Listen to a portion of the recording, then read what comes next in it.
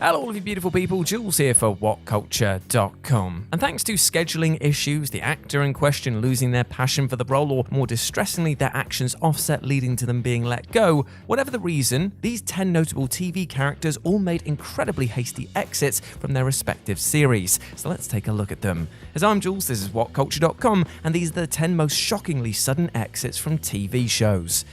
Number 10. Ana Lucia Cortez, Lost. Lost fans were extremely excited when it was announced that Michelle Rodriguez had joined the cast for the show's second season, playing tail section survivor Ana Lucia Cortez. Though Ana Lucia's antagonistic ways quickly made her one of the series' most loathed characters, fans nevertheless expected her to stick around for the long haul. A big shock it was then when she was suddenly shot to death by Michael, along with Libby near the end of season 2. The deaths of these two characters came so abruptly that many fans even speculated that they'd both been hastily written off due to their separate DUI arrests during filming. However, both Rodriguez and the show's producers have since confirmed that the plan was always for her to be a single season character, and the charges had nothing to do with her sudden departure. Number 9. Alex Kamal, The Expanse.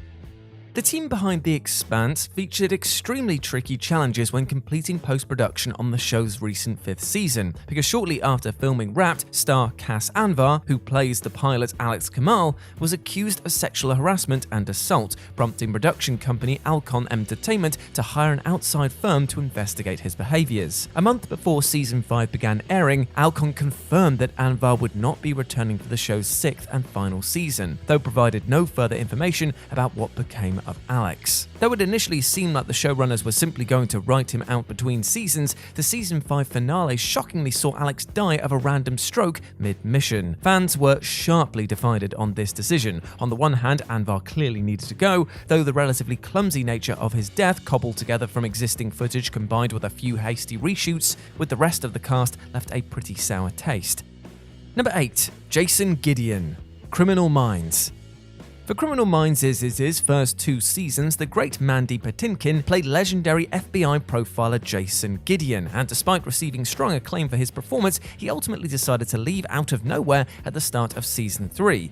And I mean that quite literally, as the actor didn't show up for a planned script read and ghosted the cast and crew for an entire week, before it was finally revealed that he would be leaving for creative differences. Gideon therefore had to be hastily written out, the character venturing off to find himself in a scene that he later agreed to shoot, with the rationale for his swift exit only becoming clear in the later years. Apparently, the actor called it quits to the show's abundance of violent content, a decision that he assumed would mean that he'd never get hired for TV work ever again. Though, of course, he landed on his feet some years later when he won the career-defining part of Saul Berenson on Homeland. Still, the fact that he bailed out in such a hurried fashion is extremely uncommon and was therefore enormously jarring to those in charge of the show and fans who loved his character.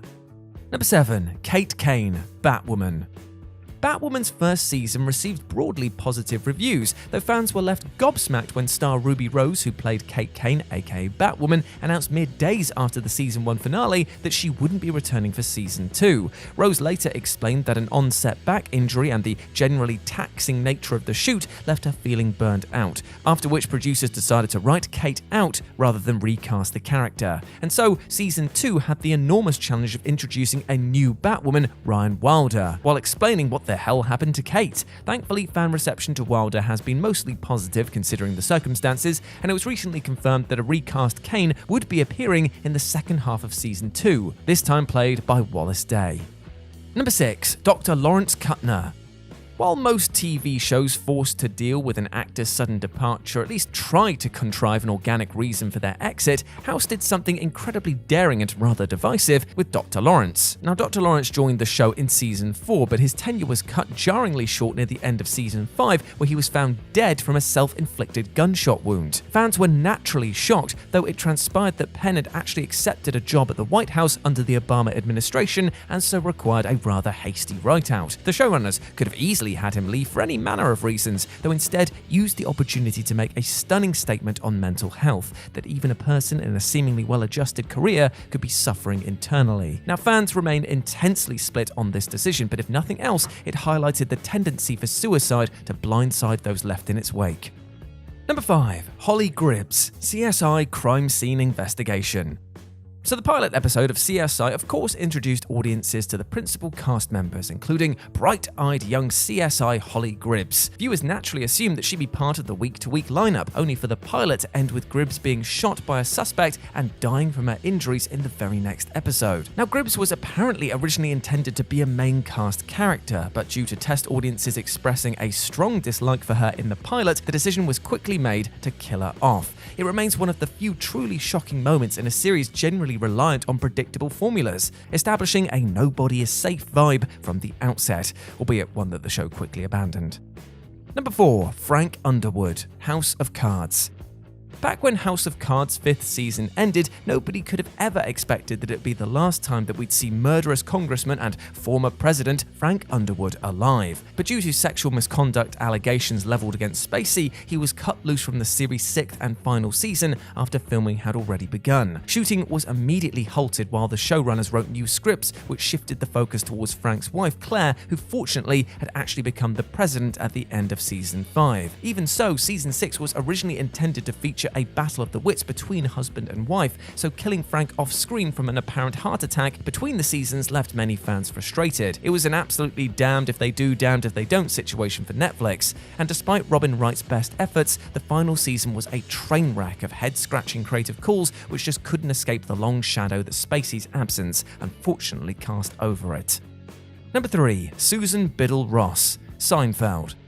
It's extremely rare for a sitcom of all things to kill a significant character totally out of nowhere, but that's exactly what Seinfeld did with George's fiancée Susan in this legendary season 7 finale, The Invitations. Susan dies suddenly at the end of the episode after it's revealed that the low-quality envelope adhesive that she'd licked 200 times while preparing wedding invitations was actually toxic. By cheaping out on the envelopes, George had inadvertently caused her demise. Even accepting the show's notable streak of nihilism, this was a daring tonal shift, all the more so given the central character's own unmoved reactions to Susan's death, and George very quickly trying, albeit in vain, to rekindle a romance with Marissa. In a 2015 interview, Alexander stated that Susan was killed so abruptly because the cast struggled to maintain chemistry with the actress during shooting, even calling it fucking impossible in places, while adding that he had nothing against the actress on a personal level. Number 2.